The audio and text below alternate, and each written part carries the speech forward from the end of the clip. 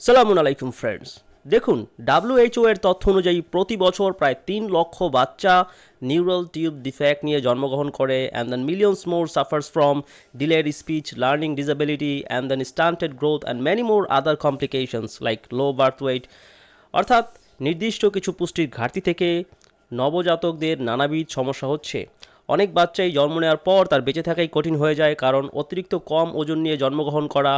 And then premature বেবিদের ফুসফুস পর্যাপ্ত পরিমাণ ডেভেলপ হতে না পারার ফলে নানাবিধ কমপ্লিকেশন বেড়ে যায়, লাইক নিউমোনিয়া ও অন্যান্য ইনফেকশন, পরবর্তীতে অ্যালার্জিস, শ্বাসকষ্ট, লাইফ লং সাফারিংস, নানাবিধ সমস্যা এগুলোর সাথে জড়িত। অজস্র গবেষণা দেখাচ্ছে গর্ভ অবস্থায় নির্দিষ্ট কিছু পুষ্টির ঘাটতি থেকে বাচ্চারা প্রিমেচুরলি জন্ম নিচ্ছে এবং নানাবিধ কমপ্লিকেশন নিয়ে জন্ম নিচ্ছে, অটিজমের রিস্ক বাড়ছে, নানাবিধ সমস্যা এর সাথে জড়িত। এর কারণ, একটা বাচ্চা যখন মায়ের পেটে থাকে তখন সে কিন্তু শ্বাস নিতে পারে না অক্সিজেনের জন্য। আমরা যেমন নাক দিয়ে শ্বাস নিই, অক্সিজেন দ্রুত পেয়ে যাই, তারা কিন্তু এইভাবে শ্বাস বা অক্সিজেন নিতে পারে না। তাদের সম্পূর্ণরূপে মায়ের ব্লাড লেভেলে যেই অক্সিজেন রয়েছে সেটার উপর নির্ভরশীল হতে হয়। নাও, আমাদের সাউথ এশিয়াতে গবেষণায় দেখা যাচ্ছে আপ টু 40% মহিলারাই রক্তশূন্যতায় ভোগে। আর যদি আপনার শরীরে রক্তশূন্যতা থাকে, আপনার red blood cell actually oxygen carry করে। সো যাদের শরীরে রক্তশূন্যতা রয়েছে তাদের শরীরে অক্সিজেন স্যাচুরেশন কম থাকে, পর্যাপ্ত পরিমাণ অক্সিজেন শরীরে ডেলিভার করতে পারে না। এবং একটা বাচ্চাকে সাপোর্ট করার জন্য, বাচ্চার গ্রোথের জন্য যেই পরিমাণ অক্সিজেন প্রয়োজন, তা যখন একটা মা ডেলিভার করতে ব্যর্থ হয় তখন সেই বাচ্চার শরীরে নানাবিধ ডিফেক্ট হতে পারে। সবথেকে কমন যে ডিফেক্ট আমরা দেখতে পাই সেটা হচ্ছে নিউরাল টিউব ডিফেক্ট বা অ্যান্টিরিস। তো আপনি যদি কোনো ডক্টরকে প্রশ্ন করেন কেন নিউরাল টিউব ডিফেক্ট হচ্ছে, তারা এক কথায় আপনাকে উত্তর দিবে ফলিক অ্যাসিড সাপ্লিমেন্ট না করার ফলেই এমন হচ্ছে। আসলে অনেকেই আমাকে বলে যে আমাদের আগের দিনের মানুষরা এত কিছু খেত না, তার কোনো সাপ্লিমেন্ট নেওয়া প্রয়োজন ছিল না, তারপরও বাচ্চাদের গ্রোথ ঠিক ছিল, এখন কেন এত সমস্যা হচ্ছে? এর কারণ, আমাদের বর্তমানের শস্যভিত্তিক খাবার, আপনি ব্রাউন রাইসকে পলিশ করে সেটাকে সাদা চাউলে পরিণত করেছেন, চিকুন চাউলে পরিণত করেছেন। যখন আমরা চাউলকে পলিশ করি, এটার ওপরে থাকে ফাইবার্স, যেখানে থাকে B vitamins like folic acid থাকে, প্রচুর পরিমাণে ফোলেট থাকে, যেটা রক্ত তৈরি করতে সাহায্য করে। যখন আমরা চাউলকে পলিশ করি তখন 90% ফোলেট সেখান থেকে কমে যায়, অর্থাৎ আপনার যেই ফোলেট বা ফলিক অ্যাসিড প্রয়োজন এটা 90% ধ্বংস হয়ে যাচ্ছে। যখন আপনি চাউলকে সাদা করার জন্য সেটাকে পলিশ করা হয় তখন 90% নষ্ট হয়ে যাচ্ছে। দ্যাট মিন্স আপনার শরীরে ফলিক অ্যাসিডের ঘাটতি হওয়ার অন্যতম কারণ হচ্ছে বর্তমানের হাইলি প্রসেসড খাবার, মডার্ন খাবার। আপনি যদি আল্লাপাক যেভাবে খাবার তৈরি করেছে সেইভাবে নিতেন তাহলে আপনার এই ফলিক অ্যাসিড আলাদা সাপ্লিমেন্ট করার প্রয়োজন ছিল না। তবে আমি হাইলি রেকমেন্ড করব, যারা প্রেগনেন্ট হতে চাচ্ছেন, কনসিভ করতে চাচ্ছেন, বা যারা প্রেগনেন্ট আছেন তারা অবশ্যই ফোলেট সাপ্লিমেন্ট করুন, বা ফোলেট সাপ্লিমেন্ট করতে না পারলে অ্যাটলিস্ট সস্তা synthetic form folic acid supplement করুন প্রতিদিন 400 মাইক্রোগ্রাম করে। এটা আপনার শরীরের মধ্যে ব্লাড তৈরি করতে কাজ করবে, অক্সিজেন স্যাচুরেশন বাড়াবে, বাচ্চার ব্রেন ডেভেলপমেন্টের জন্য গুরুত্বপূর্ণ। গবেষণায় দেখা যাচ্ছে শুধুমাত্র প্রথম 3 মাসে যেটা নিতে হবে এমন না, যদি আপনি টোটাল প্রেগনেন্সির সময় ফলিক অ্যাসিড সাপ্লিমেন্ট করেন তাহলে বাচ্চার ওভারঅল ব্রেন বিকাশ ও সব দিক থেকে ডেভেলপমেন্ট অনেক ভালো হয়। এবং দ্বিতীয়ত আমি রেকমেন্ড করব ভাইটামিন ডি সাপ্লিমেন্ট করার জন্য। একটা বাচ্চা পেটের মধ্যে যখন গ্রো করে তার ডেভেলপমেন্টের জন্য, তার হাড় বড় হওয়ার জন্য ভাইটামিন ডি অত্যন্ত গুরুত্বপূর্ণ।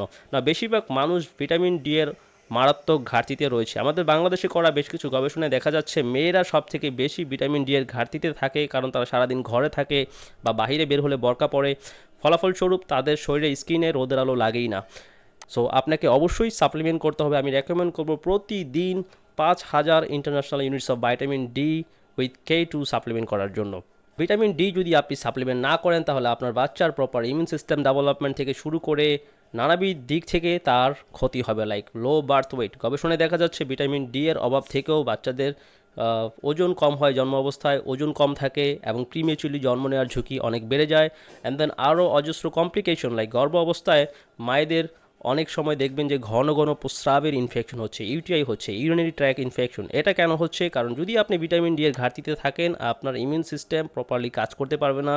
সো তারা আর্লি কোনো ইমিউন অ্যাটাক মাউন্ট করতে পারবে না। সো আমি হাইলি রেকমেন্ড করবো আপনার ভিটামিন ডি লেভেল অবশ্যই ঠিক রাখো। এবং তৃতীয়ত আমি রেকমেন্ড করবো আয়রন সাপ্লিমেন্ট করার জন্য, কারণ গর্ভ অবস্থায় আপনার শরীরে আয়রনের ডিমান্ড অনেক বেড়ে যায়। একটা বাচ্চার গ্রোথকে সাপোর্ট করার জন্য রক্তের প্রয়োজন বেড়ে যায়। আর আয়রন বা লোহা হচ্ছে আমাদের শরীরের অন্যতম গুরুত্বপূর্ণ পুষ্টি উপাদান, যা ব্লাড সেল তৈরি করতে ব্যবহৃত হয়। তো গর্ভবতী মায়েদের জন্য WHO রেকমেন্ড করে প্রতিদিন যেন তারা 27 mg পরিমাণ আয়রন সাপ্লিমেন্ট করে।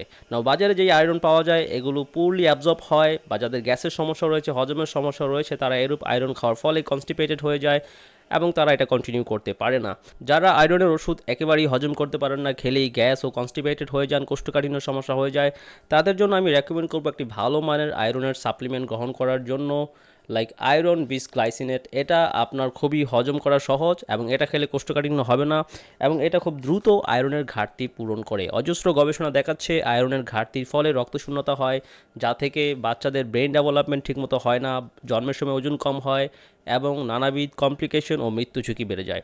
সো এটা অত্যন্ত গুরুত্বপূর্ণ যে বাচ্চার প্রপার ডেভেলপমেন্টের জন্য আপনি আয়রন সাপ্লিমেন্ট করুন। সো আপনি যদি আয়রন সাপ্লিমেন্ট করতে না চান, আপনি খাবার থেকেও আয়রন নিতে পারেন। লাইক সপ্তাহে 3 দিন বা 4 দিন আপনি গরুর কলিজা খেতে পারেন।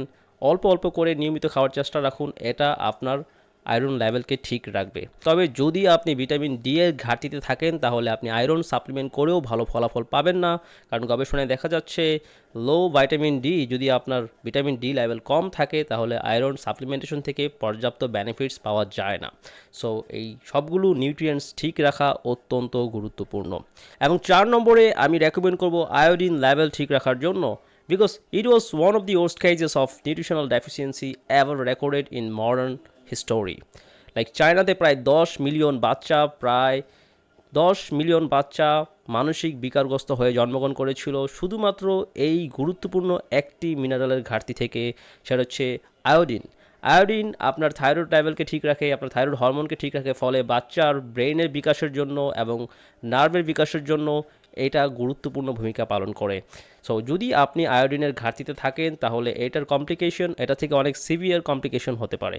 আমি রেকমেন্ড করব আয়োডিন সমৃদ্ধ লবণ গ্রহণ করার জন্য, এবং খাবারের মধ্যে আয়োডিন রয়েছে, লাইক ডিমের মধ্যে, দুধের মধ্যে, মাছের মধ্যে, বিশেষ করে ইলিশ মাছ খেতে পারেন, সামুদ্রিক মাছ, যেখানে আপনি অনেক বেশি উচ্চ পর্যায়ে আয়োডিন পেয়ে যাবেন, এবং সাথে পাবেন DHA, যেটা বাচ্চার ব্রেনের বিকাশের জন্য অত্যন্ত গুরুত্বপূর্ণ। সো আমি 5 নম্বর রেকমেন্ড করব প্রতিনিয়ত DHA সাপ্লিমেন্ট করার জন্য অথবা খাবার থেকে নেওয়ার জন্য।